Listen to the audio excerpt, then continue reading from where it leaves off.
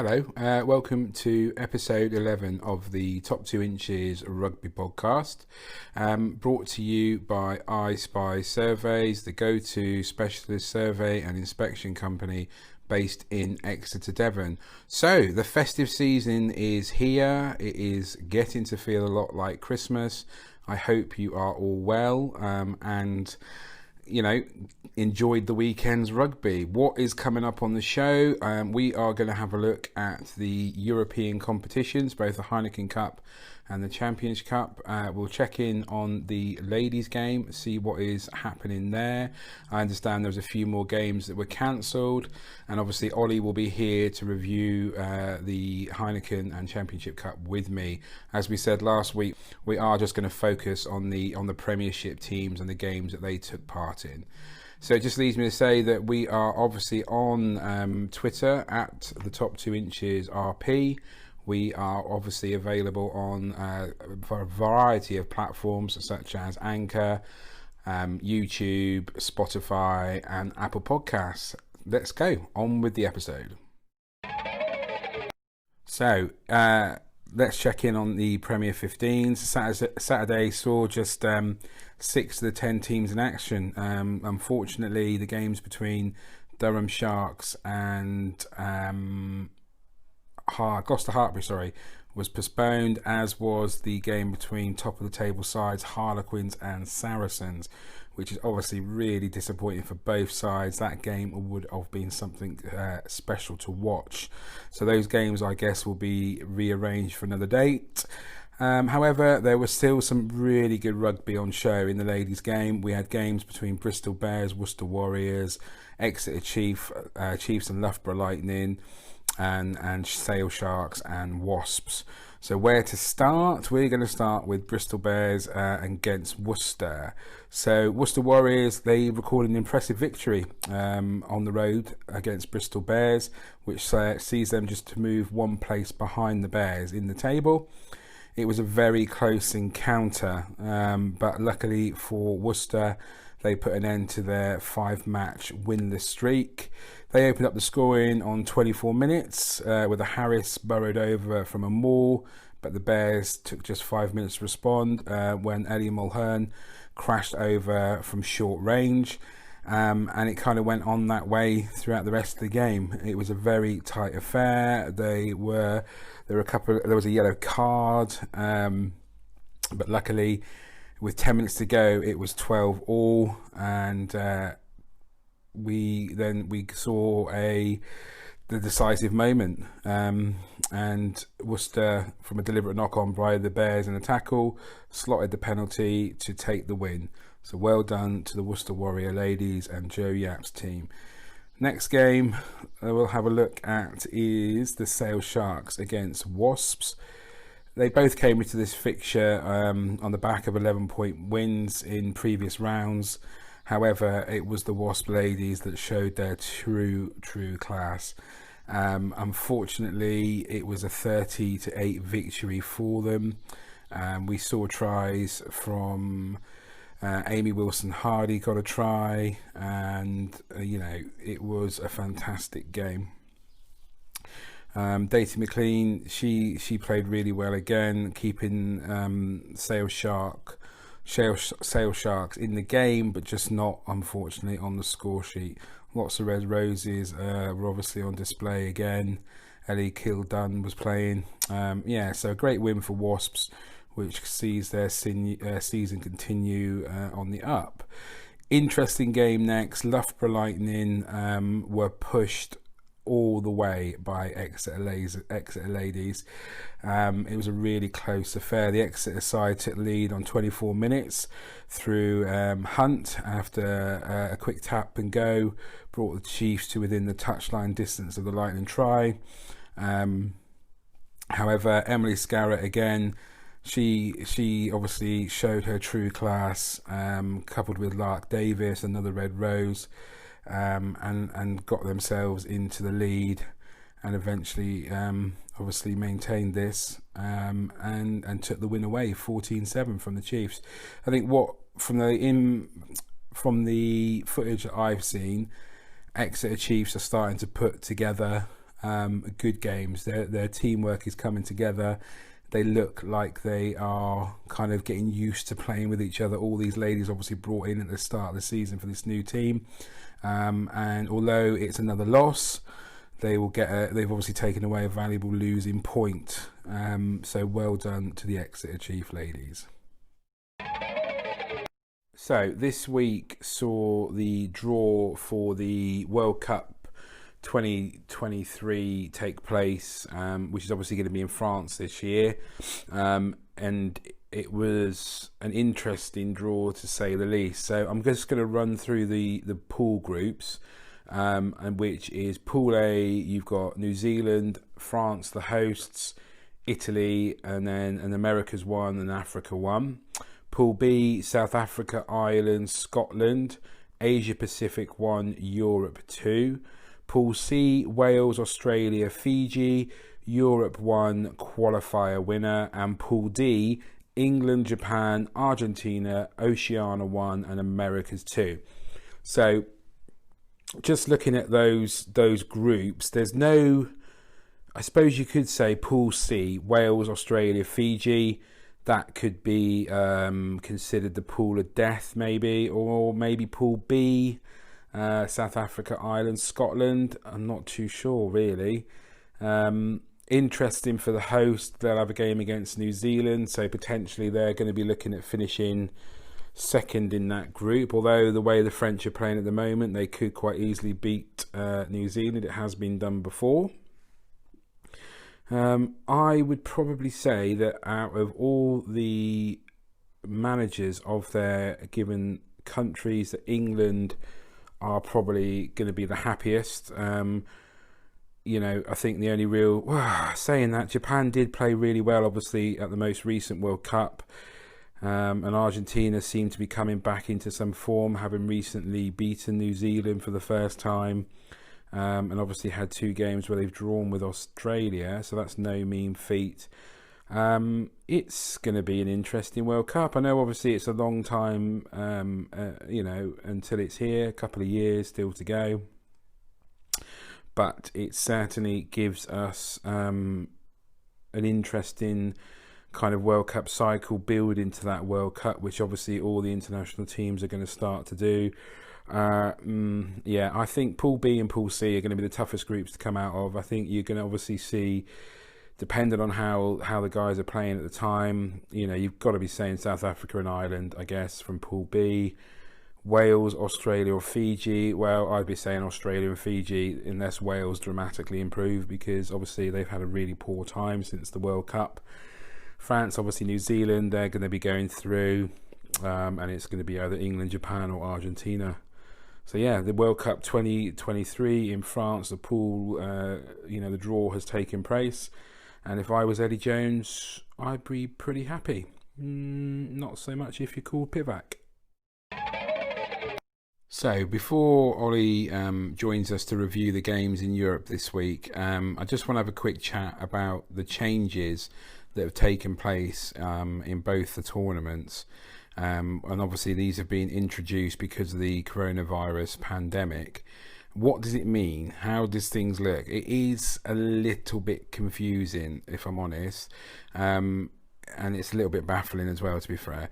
So, and I'm going to try and explain it. And if I don't kind of get it right, then I do kind of apologise. And my understanding, this is just a one-off for this season.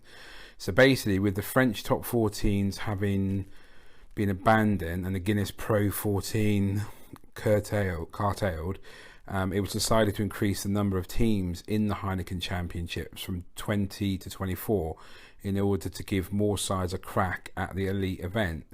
There will be 8 teams from each league, so obviously that includes the Premiership, the top 14 and the Pro 14. So the Scarlets and the Dragons will be Wales representatives in the top tier tournament, while Cardiff Blues and the Ospreys will compete in the 14-team Challenge Cup.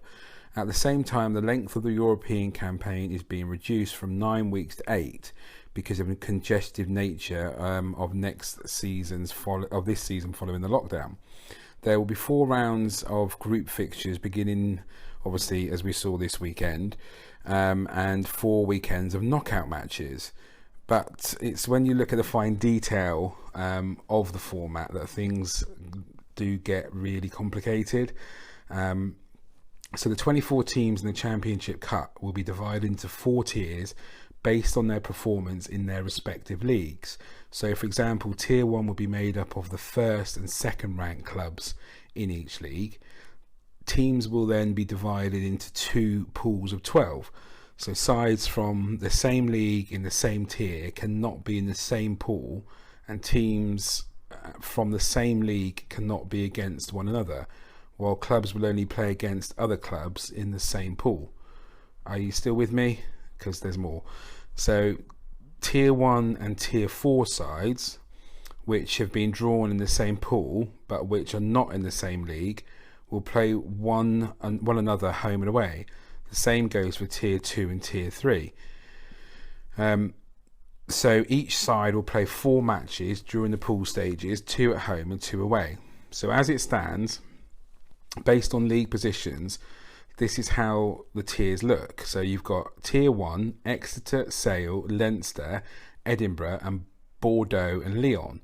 Tier 2 consists of Bristol, Wasps, Munster, Ulster, Racing 92, Toulon. Tier 3 consists of Bath, Northampton, Scarlets, Connacht, Clermont Auvergne and La Rochelle. Tier 4 consists of Harlequins, Gloucester, Glasgow, the Dragons, Toulouse and Montpellier. No, sorry, I can't remember. Was it Montpellier or Castle? Anyway, so remember, Tier 1 still face Tier 4 teams who are not in their league, and it's Tier 2 versus Tier 3. So for example, the Scarlets would face home and away group matches against either Bristol or Wasps and either Racing or Toulon. But that's just how things are kind of looking at the moment.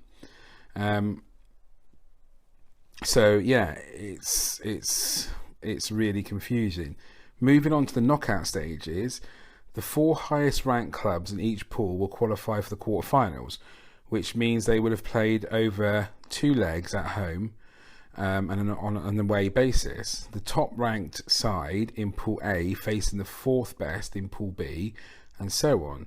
The teams ranked first and second in their pools will play the second leg of their quarters at home. So those sides ranked 5 to 8 in both sections will qualify for round 16 of the Challenge Club. The semi-finals will be played over 1 match, with the highest ranked side from the pool stages having home country advantage, while the final will be staged in Marseille on Saturday the 22nd of May 2021. Wow, I don't get that. So moving on, the Challenge Club will be made up of 14 teams in a single pool, 6 from the top 14, 4 from the Gallagher Premiership and 4 from the Pro 14, with the 2 South African sides being ineligible. There will be 2 tiers of 7 teams and 4 rounds of group matches, with each side having 2 home and 2 away fixtures. The higher ranked teams in Tier 1 will only play against sides from Tier 2. Teams in the same tier will not play against one another, and nor will sides from the same league. So 1 Premiership club and 1 Pro 14 club will play against a top 14 opposition. I really hope you guys are following this. So the 8 highest ranked side from the preliminary stages will qualify for round 16, where they will be joined by the 8 clubs dropping down from the Champions Cup. Confused. The 4 highest ranked Challenge Cup quarterfinals and the 4 leading Champions Cup sides will have home advantage in round 16. There will be 1 match quarterfinals and semis, with home advantage awarded to the highest ranked club, and again the final being played in Marseille. As for this season tournaments, so that's where we're at. So I hope you have that, and it's massively confusing, but that's the position we're at. Right, Ollie's going to be joining me now to review the games. Let's go to that. So it's the point of the podcast where my good man Oliver joins us live from the roadside. How are thou, matey? Hello, mate. How are you? Not too bad. Good day today so far? Lovely day. Yeah, I'm out and about working again, mate. So you're on the road again, kid, aren't you? I'm on the road again. I'm on the road. Had me sandwiches if at lunch. So fantastic. All filled up, mate. And my banana, obviously, because you were very interested in my banana last week. So I've had another banana. Just should be pleased to know. I am so glad, mate. Obviously, we on the Top 2 Inches Rugby podcast promote healthy eating and safe drinking. Especially indeed, mate. We're all about the balanced diet, aren't we? Absolutely. I myself today have had leftover KFC, I think, which is not so healthy, but hey ho. And anyway, leftover KFC. Yeah, I know. I didn't know that existed in your house. Well, no, it didn't, mate. To be fair, it was actually the missus didn't take any with her, so yeah, it was some leftovers. Anyway, enough about my eating habits. So, ruggers.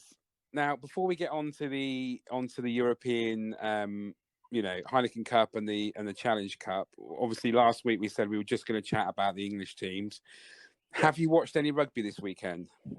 Well, again, not as much as I would like to, but I watched a bit of live rugby on Friday evening and none on Saturday, unfortunately. A little bit on Sunday. Other than that, it was highlights, to be honest. But yeah, that was me. What about yourself? Well, likewise, I did settle down to watch Bristol against Claremont. That was the only game I had a chance to watch this weekend, basically because I don't have BT Sport. And yeah, so I've also seen highlights, but I have caught up on that quite well, I think. But before we go on to that, mate, I just want to take a couple of seconds. Obviously, there's been a lot of chat this week about Steve Thompson, the concussion stuff, Popham. Yeah. And I just wondered, I know I've got my view on things, which I'll express before we hear yours. It's ultimately massively sad for everybody involved, and it shouldn't necessarily be happening. And I do feel that for them. I completely feel that for them. But it's a little bit like you do make your choices. You don't have to play. I guess if you're presented with medical reports to say, you shouldn't be playing, and you continue to play again, that's your choice. And I just wondered, ultimately, what's your kind of viewpoint on it? But I do also think that maybe people should be looking at some kind of support package and kind of promoting more kind of, research into concussion and obviously the outcomes and long-term effects on players. Is that a bit too full-on deep for you at this moment in time? It's a tough one, isn't it? I totally agree. It's just horrendous for any Steve Thompson and any of the other players who have been sort of diagnosed with these horrible conditions, isn't it? But there is a part of me that thinks the same as you. I think as a rugby player, you've got to take a bit of responsibility yourself. As in, it's a full contact tough sport, isn't it? So obviously you don't think about it going onto the pitch and when you're playing and that sort of thing, but you've got to take a bit of responsibility that you're putting your body at risk, aren't you? So there's a potential for all sorts of injuries and yeah, I don't know. I mean, to be honest, I've listened to a little bit about it and read a little bit about it, but I don't know enough about it. And the likes of Steve Thompson, it's a different era to now, isn't it? That these players are in. I think if it was players of the current day coming out with what Steve Thompson and the other guys are coming out with, then I think that's probably a completely different kettle of fish, because obviously the game's moved on and the medical knowledge and science and everything's moved on. And to be fair, I think the game's moved on very well on that side of things, on looking after players, in particular in the concussion side, isn't it? In the last few years in particular. But yeah, it'd be interesting to see how it goes. It's a little bit worrying, I think, for the game overall. Yeah. If you, if these guys are successful in their sort of case against, I think they're going against the World Rugby and the RFU, and the Welsh Rugby Union, isn't it? But yeah, I mean, where does that leave the game, isn't it? I mean, then do they start taking even sort of shock decisions to make it a safer, less contact? Where do you go? It's just it's tough, isn't it? But I totally. But then, the other side to the argument, after, especially the professional guys, I think, aftercare support of some sort and checking the wellness and how the guys are faring is certainly something that needs to come in by the sound of it, isn't it? But yeah, definitely, I'd agree. I think it's still such a young professional game. It's only been professional since 95, isn't it? So it's a bit of this is kind of just learning as you go along, and this is another, obviously a horrible thing to learn as you go along, but you've got to adapt. The game has to adapt to it accordingly, isn't it? So I agree, and I think I can totally relate to Steve Thompson. I don't obviously I've not played professional rugby, but I played a reasonable standard, and certainly he talked about the scrummaging and stuff, and there's been a number of scrums that I've come up from thinking, flipping heck, sorry, I can see stars in front of my eyes, and I'm feeling quite dizzy because of the pressure that's come through through me, and then obviously coming at me. So I can totally relate to where he's coming from, but it will be interesting to see what happens. Yeah, yours is probably something more to do with the 3 pints at half time, mate. But dizziness from that. But I know, I agree, mate. And it's just tough. I don't know enough. I don't know enough about it, but I am interested and slightly concerned as to where it's all going to end up with the game. But, I agree. I think they've got from what I've heard, I think on the legal side of it, which obviously we're not in any way experts on that, but it sounds like they've got a bit of a tough case on their hands, because I think they need to prove that there's been some sort of negligence, isn't it? But which sounds like it's quite a tricky thing, one, isn't it? And it could go on quite a while, I guess. Yeah. Okay. So as we speak, the news has just broken that Danny Cipriani is off to Bath. How do you feel about that? What? Danny Cipriani has left Gloucester and is off to Bath. Are you serious? No, I'm joking. But Bath could do the fly half. Do you think they're going to go after him? I don't know, mate. I don't know. Yeah, I obviously heard you updated me with the shocking news of. Well, actually, it's not that shocking, but Danny Cipriani, suddenly leaving, probably is a bit shocking, but it was obvious there was something going on there because he hasn't featured for them, has he? I don't know. Yeah, Bath it's quite public that Bath are on the hunt for a top fly half, but two minds with Danny Cips if they were to go for him. It's a bit of a 50-50 risk, I think, isn't it? I think it's a double-edged sword, isn't it? Is that what they say? Yeah, you could either he'll sort of gel with the club and all the rest of the players and the squad and get back to his best, and then Bath potentially with him at 10, all singing and dancing could be sort of title challengers, but it could go the complete opposite, isn't it? He could be a flop, like really he has been with Gloucester, I suppose, isn't it? And and there's you hear all sort of stories of him not being a particularly natural team player, getting on with the rest of the players and that sort of thing. So that could disrupt things in the squad, isn't it? So it could end up going the other way and solidifying us down the bottom of the league. But anyway, we'll move on. We shall see. It'd be interesting to see what he does next, isn't it? Yeah, because Hastings is off to Gloucester. He's just signed, and I've just seen as well. Yeah, he's going to Gloucester. Which is not a bad signing. And that South African Scottish chap Van der Merwe, he's just signed for Worcester next season. Lots of interesting stuff's coming out of all the Scottish players leaving and going for the money by the look of it, all the glory. Anyway, that's probably another topic. Let's, because I know we're both short on time today. Let's move on to the ruggers. So the Heineken Cup started Friday night with the Saints against Northampton. The Saints against Northampton. Bordeaux Bagels against Northampton. Okay. Yeah. Bordeaux won 16-12. Highlights, interesting game. Again, Courtney Laws was back, I think, for Saints. Better performance, but ultimately, old Santiago Cordero scored that 74th minute try, came off the post from a penalty, I think it was. He followed up, got the try, got the dot down, and Bordeaux take the win. Yeah, that was obviously like a perfectly planned move there, wasn't it, to win the game? If only. Yeah. Yeah, bit of luck, obviously there. Yeah, but again, just more sort of worrying for Northampton. It was. I agree. I think that was the best they've played this season so far. Makes a difference, like you say, with Courtney Laws and Bigger back at 10, isn't it? But it's having their sort of big guns back, but they should have won it, shouldn't they? So that's two games in a row they've lost literally in the last few moments of the game that they should have won. So worrying times for Northampton. Absolutely. No, I agree.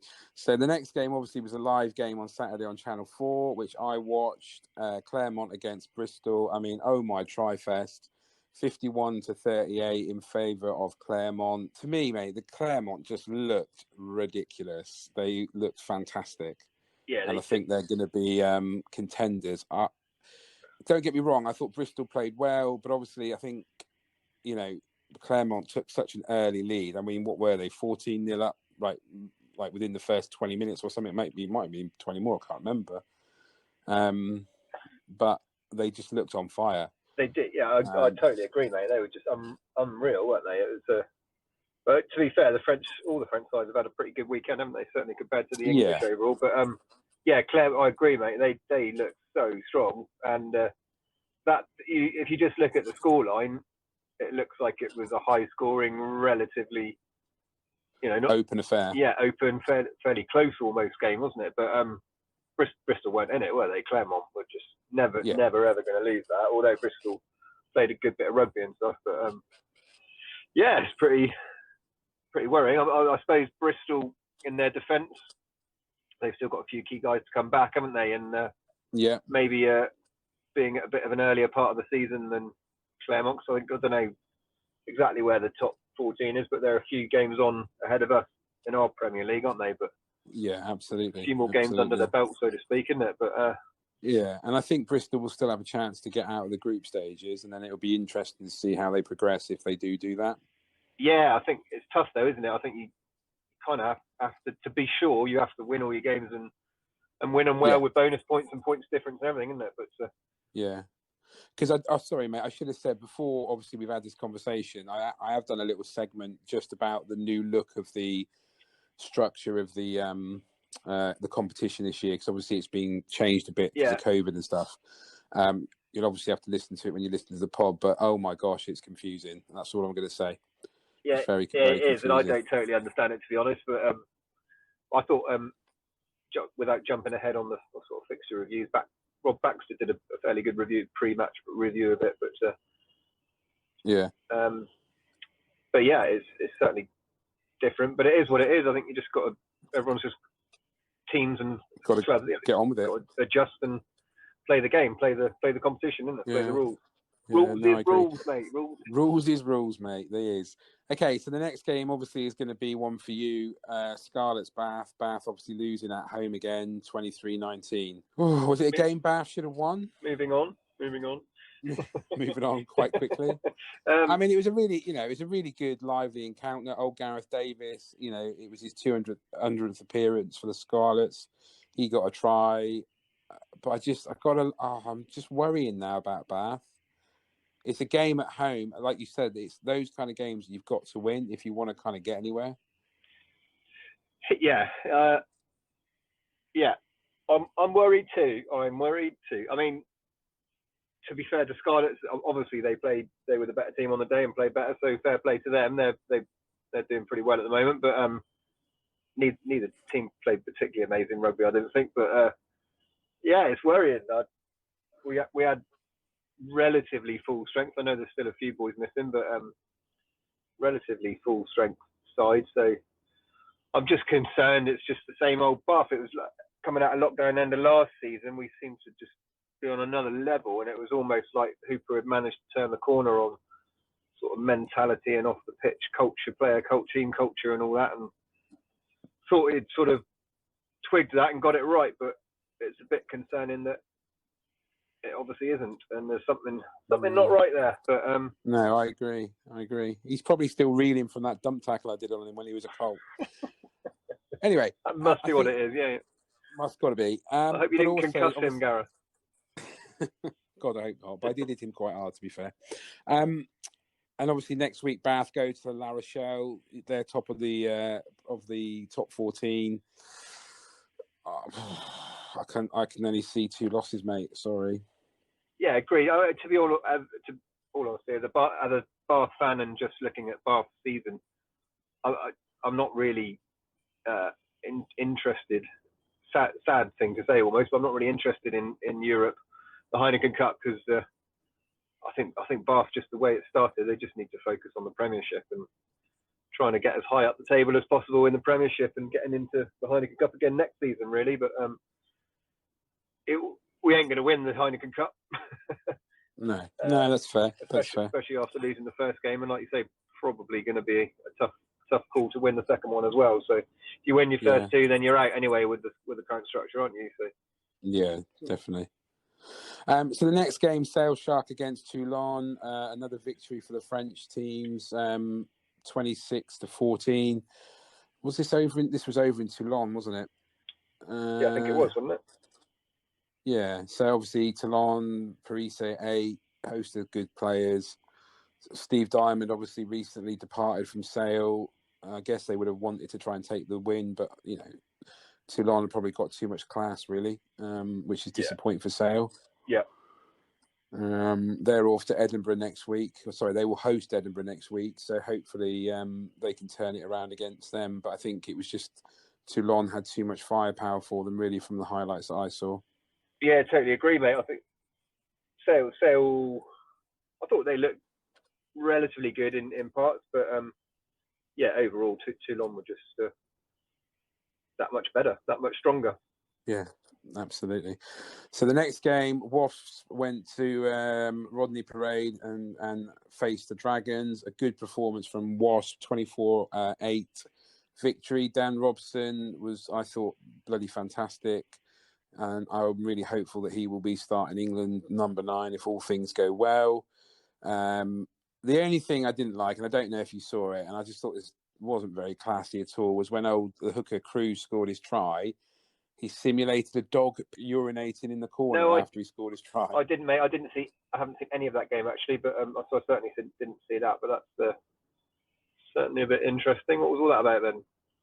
I'm not 100% sure. I was a bit like, that's just a bit weird, really. It's not something you really do, is it? Yeah, I'm not really into that anyway. Sort of try celebrations and stuff. It's not football, is it? So. No, I agree. But yeah, a good victory on the road. I know obviously Dragons haven't been that great for a while, but for Wasps, obviously it's good to get the first win, and obviously one of the only English teams to get a win on the weekend. Yeah. So fair play to them. It was a good result. Dragons, like you say, Dragons probably one of the weaker sides in the tournament, isn't it? So Wasps should be winning that one, but yeah, they look like they've done it well. Yeah. Okay, so then on the Sunday, Gloucester were down in Lyon. Old Bastereau playing number 8. I thought he was bloody brilliant. They put a 55-10 win over Gloucester. Gloucester obviously sent the young lads down, from what I can tell. Looking at their kind of squad, and didn't think there's anybody that I really recognised. So it looks a little bit potentially like they're not even worrying about the Heineken Cup this year.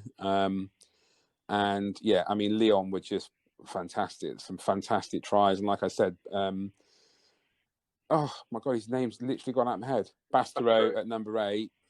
He was over the ball. He was Jacqueline. He was putting in some good runs. I think he scored a try. Yeah, they look really good.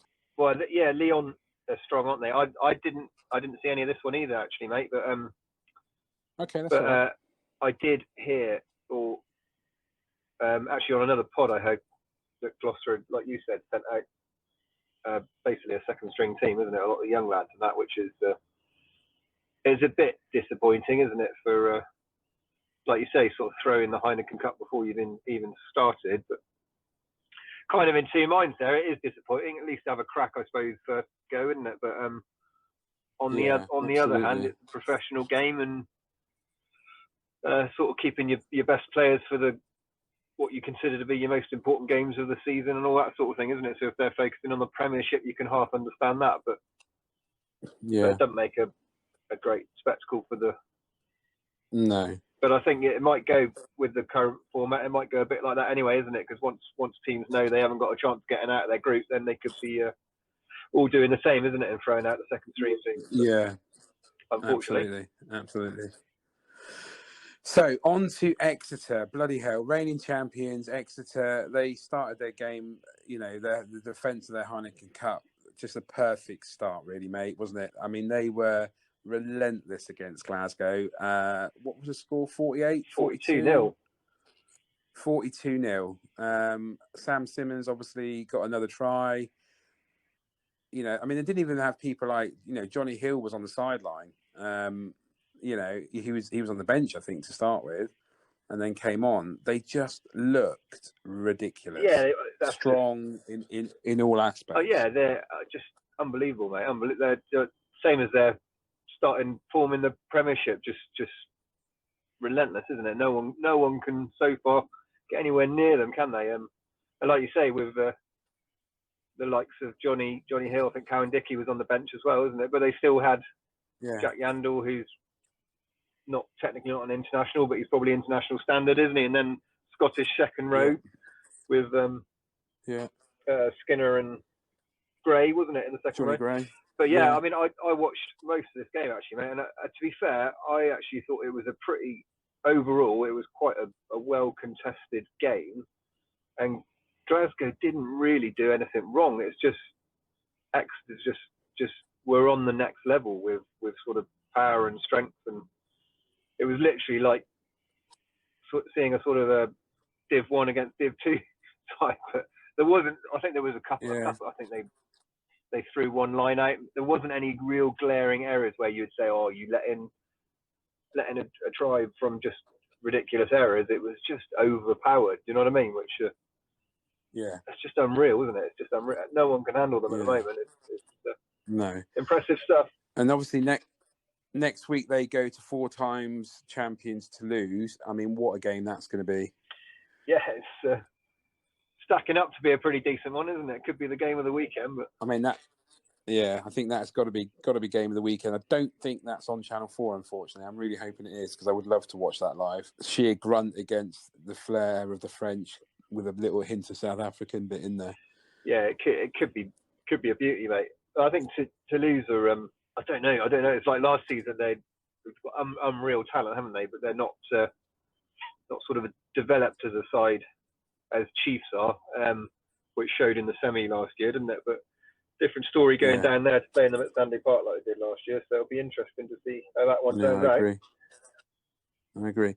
And the final game for the English clubs in Europe, Harlequins at Munster over at Thomond Park. Munster coming out 21-7 victors.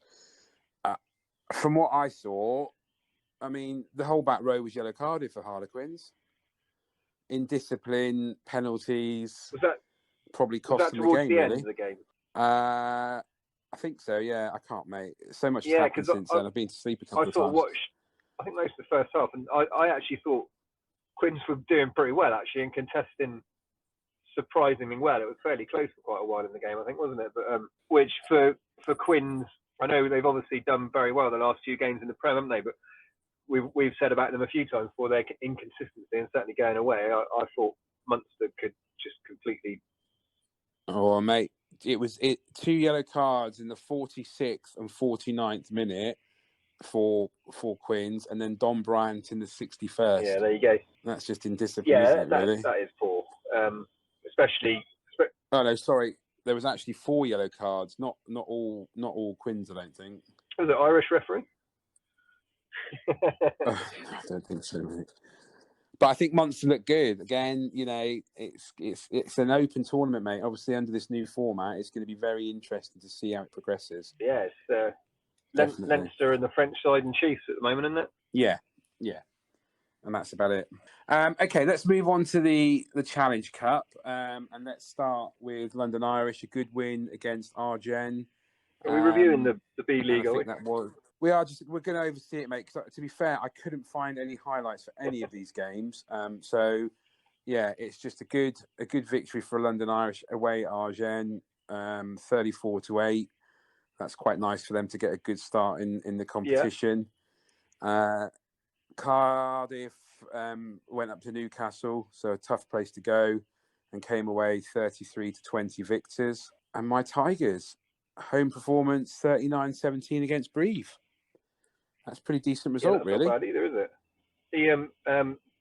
The Newcastle result was probably a bit of a surprise, considering they're starting the Prem, but I think they put out a second string team, didn't they? I think so, yeah. So maybe they're focusing on the Premiership as well. But let's have a look. I'll just have a quick look, mate, because that's interesting. I didn't realise that. Matavesi and Arscott, Hodgson at 9. There's there's no Gary Graham. Different second rows. Yeah, so it does look more of a kind of B, an A+1 sort of side from Newcastle.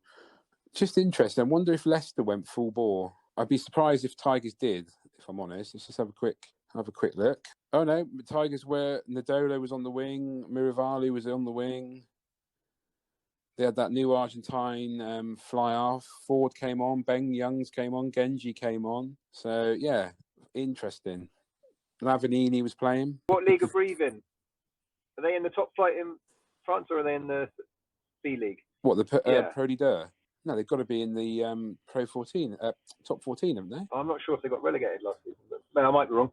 I think you might be wrong on that one, mate. I'm just trying to play down Tigers win. Either way, I'm just happy that we had a nice win. I'm quite chuffed with good win, mate. That's probably, other than Chiefs, best win for the English side, wasn't it? Let's not forget, mate. Tigers did score the only try of the season so far against. They're on fire, mate. They're on fire. They are on absolute fire. Listen, mate, I need to make a move, but thank you very much again for joining me. I do appreciate it, and I'm assuming you'll be able to come back next week and give another overview of the second round from the Heineken Cup. Yeah, great, and looking ahead to the Prem then as well, isn't it, next week? It will be back to the Prem, and obviously the Fantasy League will return for us as well, mate. Looking forward to it, mate. I can imagine that when the Fantasy League returns, there could be a few players rested. That's all I'm going to say. So it could be quite interesting. Interesting. We shall see. Mm-hmm. All right, mate. We'll let you go. You enjoy your second banana, and we'll speak again mate. soon. Have a good week. All right, buddy. You take care. I'll see you soon. So that brings an end to episode 11 of the Top 2 Inches Rugby Podcast. Hope you enjoyed the episode as much as we did bringing it to your ears. What is on next week's show? More games from the Heineken and the Champions Cup. We'll also check in on the ladies' game, see what happens this week. Hopefully there won't be any more games that are cancelled. Ollie will obviously be here again, and we will also potentially have another look at the game I remember. We've not done it this week because, well, there wasn't anybody to actually help do it. So yeah, we'll sort that one out. Just leaves me to say thank you once again. Obviously, we are on all platforms such as YouTube, Apple Podcasts, Spotify, and Anchor. And obviously, this episode has been brought to you by iSpy Survey. It's the go-to specialist survey and inspection company based in Exeter, Devon. Bye for now.